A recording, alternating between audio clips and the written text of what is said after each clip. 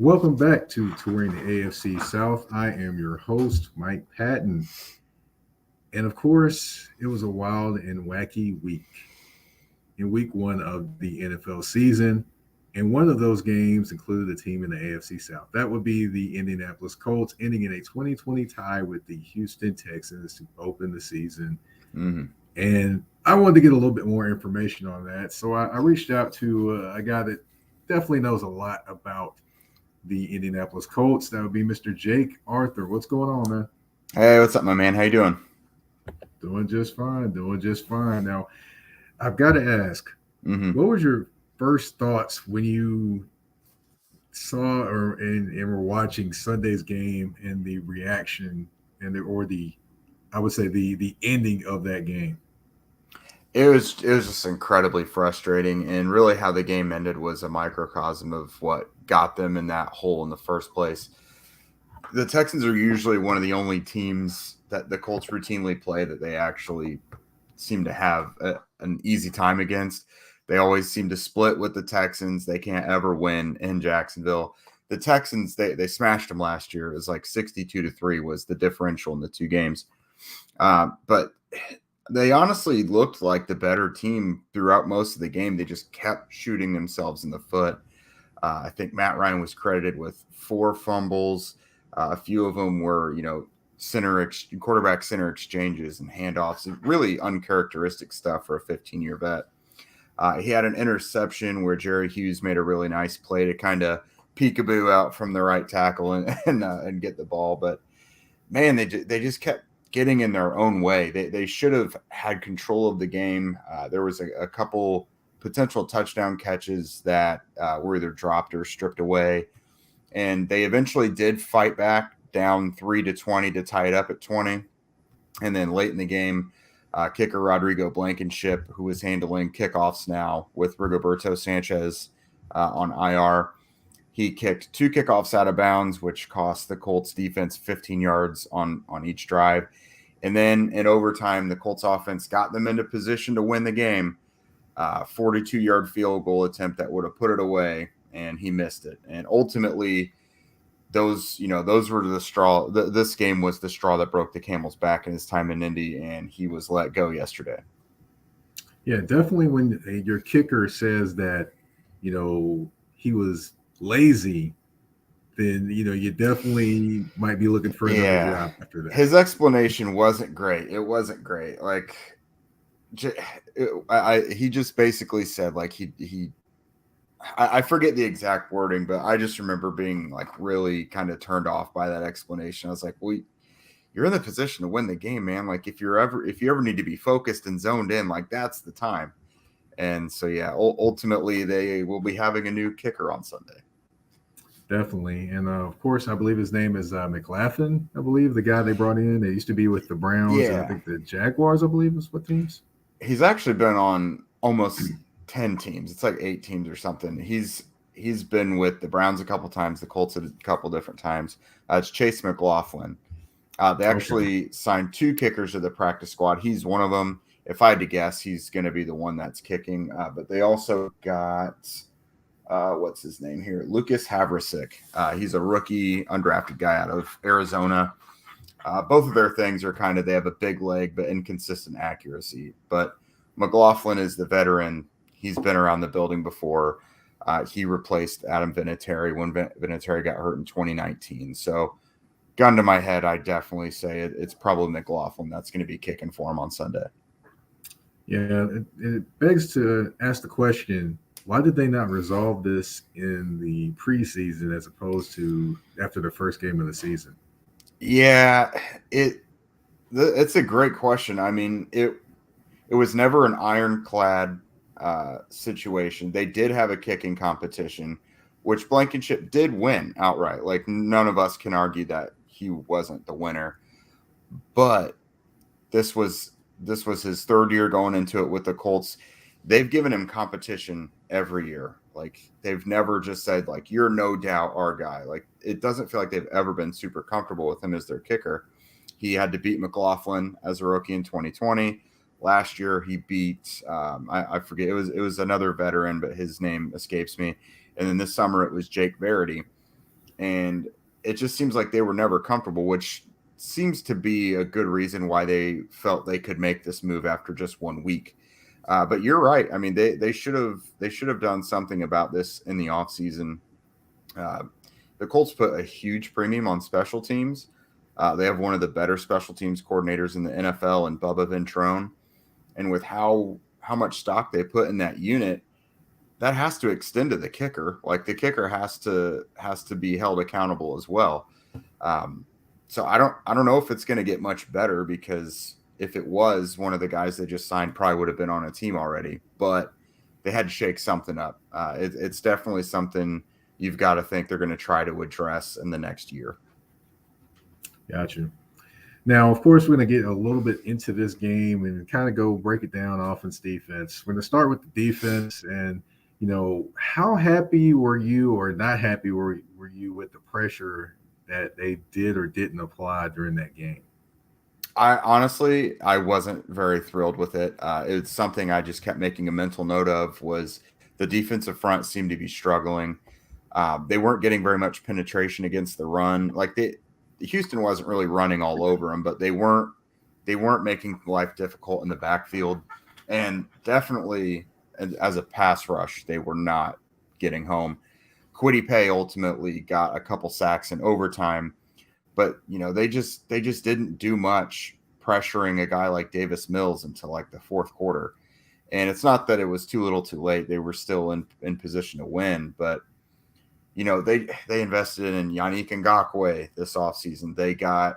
They're getting progression from Kwity Paye. You have DeForest Buckner. They added Stephon Gilmore and Brandon Faison in the secondary, which should help give your pass rushers time to get to the quarterback. And so far, the investments they made in pass rush this offseason did not pay off early. So we'll see how it goes this Sunday. But so far, I can't say they got a passing grade on their pass rush one weekend. Gotcha. And of course, I have to mention I'm gonna kind of go off the defense and kind of leave that one alone. You kind of addressed everything there. I do have to mention the offense and one play in particular. And I was talking with Trey Wingo on my previous episode about the third and one play. I believe was with Nyheim Hines, or was it fourth down? I can't remember. Fourth down inside the 5-yard line. I think a direct snap to Nyheim Hines of all people on a fourth down play inside the 5. Is there any explanation as to why they did that?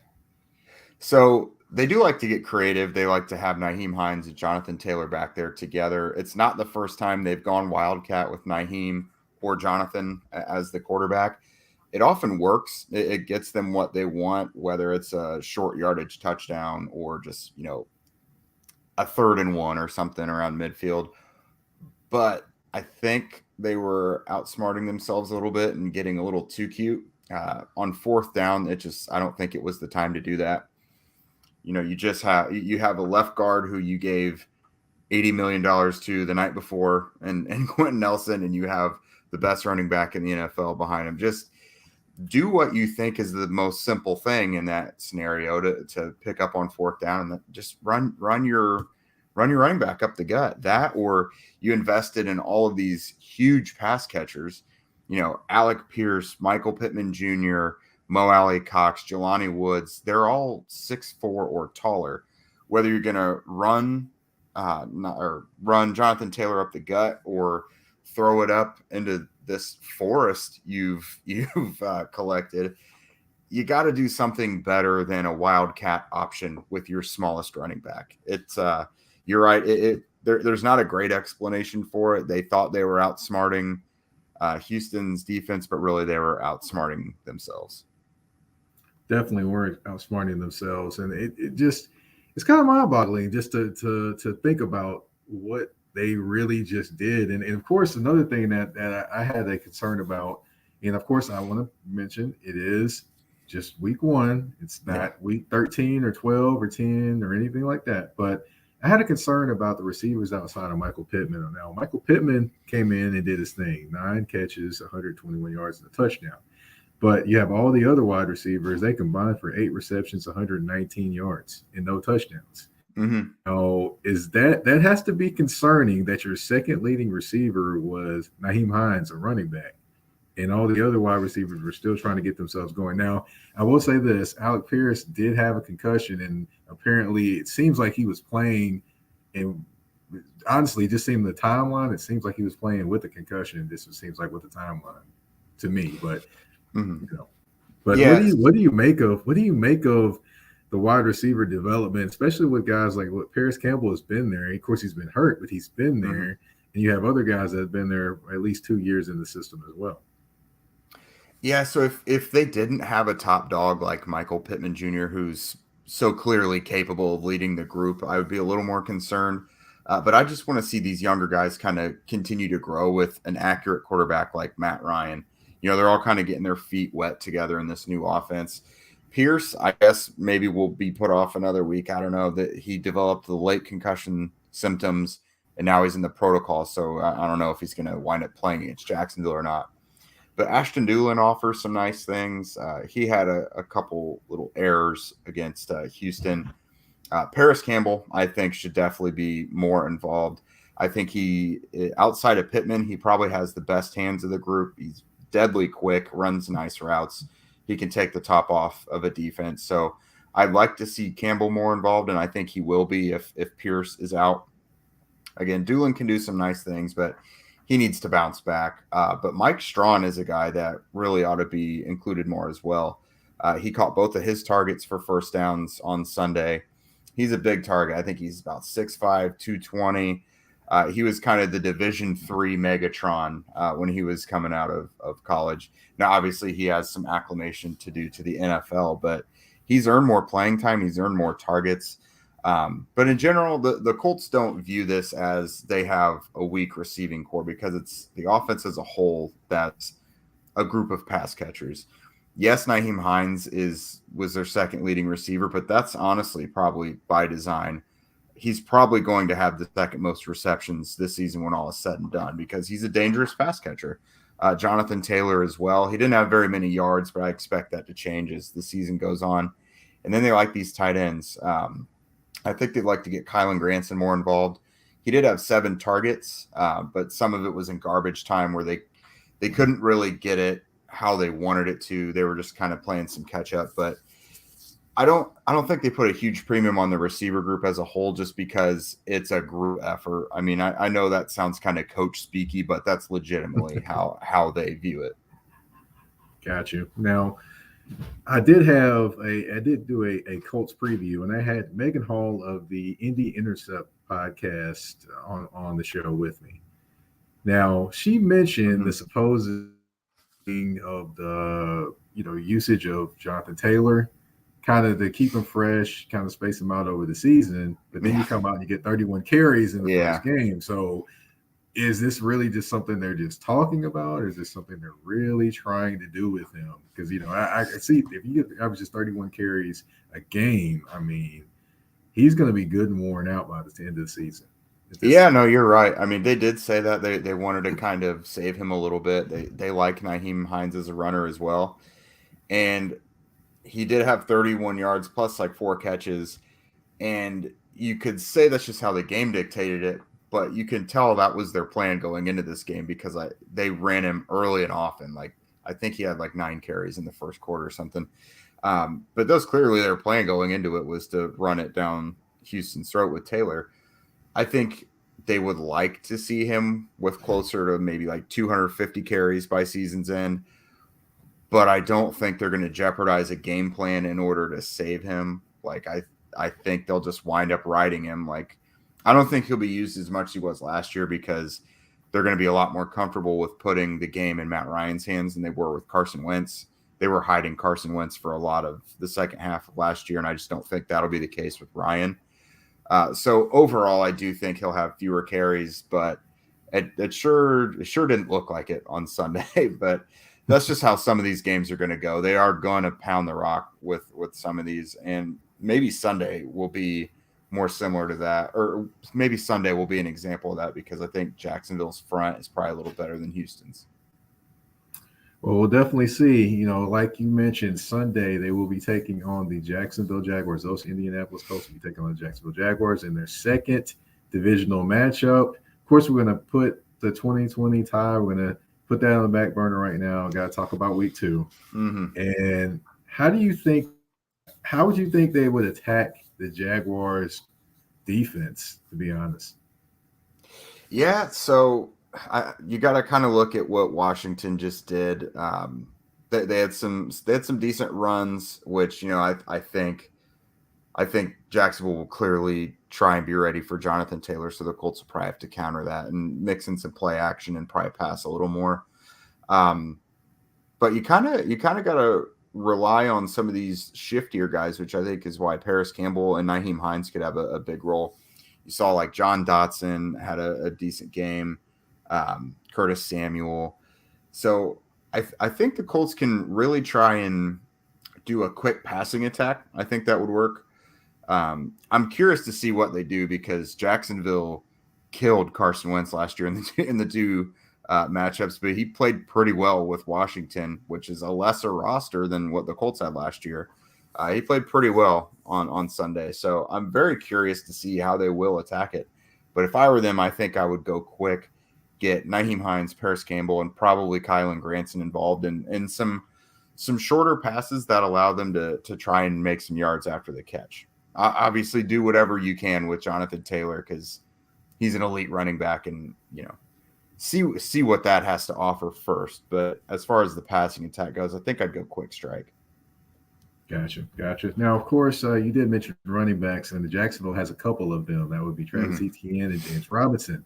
Now, those two guys can get it going once they get the ball, things like that. Last week, Robinson was the leading rusher. I believe he had 11 carries, about 60 some odd yards. Yeah. This week, I would say it's gonna probably be a little bit more balanced. I think maybe more balanced. But what do you make of that pairing and how dangerous they can be?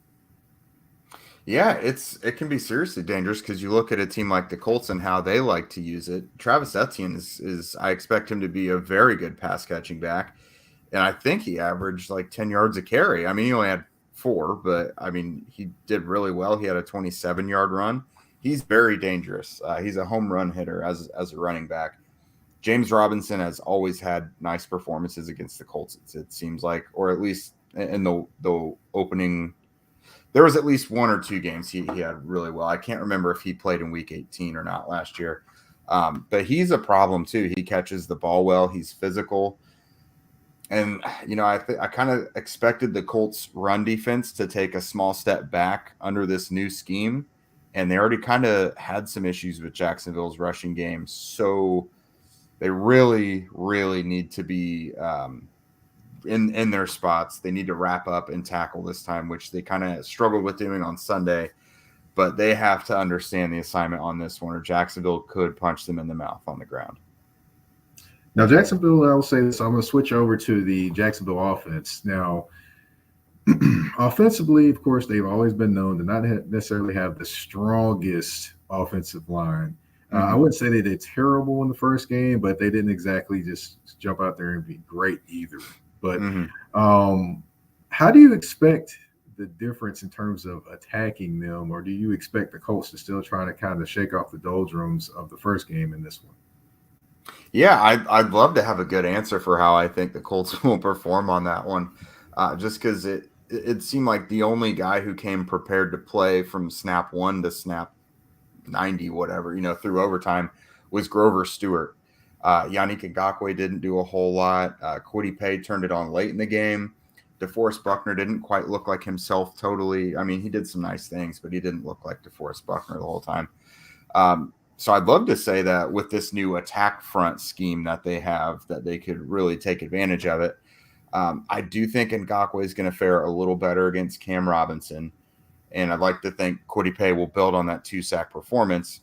Buckner, I have full confidence that he will be himself, just because it's not very common for him to just not show up and have big performances. But honestly, as long as the defensive line is doing their thing, it's really important for the linebackers to take advantage of that and fly through those gaps as well, because we don't know if Shaquille Leonard's going to be back yet or not. He's supposed to be practicing this week again. But Zaire Franklin and Bobby Okereke, they took their lumps last week, and they really need a big performance. And what the defensive line is able to do in front of them will be a big help to that. Gotcha. Now, this coaching matchup will be definitely interesting too, because these two guys were actually on the same coaching staff when the Eagles won the Super Bowl against the New England Patriots. You got Doug Peterson on one side, 42, 38, and 1, 4-2 in the postseason, one Super Bowl win, and Frank Reich, 37 and 28 overall, and 37, 28, and 1. I'm sorry, no Super Bowls and 1-2 in the postseason. I got that tie now. Yeah, right. Now, as far as these two against each other and the familiarity there, which one do you expect to come out and have the coaching advantage in this one? That's a good one. Probably, I think Doug Peterson has more ammo to know what Frank Reich is probably going to do, because we've seen Peterson be out of work for a year, and now he's got a new quarterback like Trevor Lawrence, which, you could kind of compare him to early Carson Wentz. I guess they have some similar strengths and weaknesses. But really there's more mystery, I think, from Jacksonville's side. Plus, again, what Lawrence could do with a guy like Etienne. He really seems to be meshing with this new receiving core as well. So that's definitely to Jacksonville's benefit. But I still don't think that means that Jacksonville will be able to take advantage. I mean, the Colts don't hide a lot. Like, they are who they are on film. And I think Frank will formulate some sort of game plan to be able to beat that defense. And he'll know what Doug likes to do. I mean, he's been in the building with Peterson for at least a couple years. He knows the nuts and bolts of what Doug Peterson likes to do. So I think they'll both have some beneficial information against each other. But if we've got to pick one or the other, then I think Peterson probably has the edge, just because there's been less of a sample size recently. Gotcha. Okay. All right. So that gets to my breakdown of the game against the Jaguars, and kind of talk a little bit about that one. Of course, we last weekend too, but of course we're not mentioning that one very much anymore. So what we're gonna do is, we've got our game coming up. I've got 5 questions for you, and of course, a couple answers. Are you ready? Let's do it, man. I'm ready. All right. Paris Campbell or Ashton Doolin? Who shows up more for Indy versus the Jaguars, in your opinion? Paris Campbell. I have been saying that I think he needs to be a bigger part of the offense, and especially if Alec Pierce is out, then I think he will be a bigger part. Okay. All right. Now, over or under, Nyheim Hines is going to combine for at least 95 yards in this game. Ooh, that's a good one.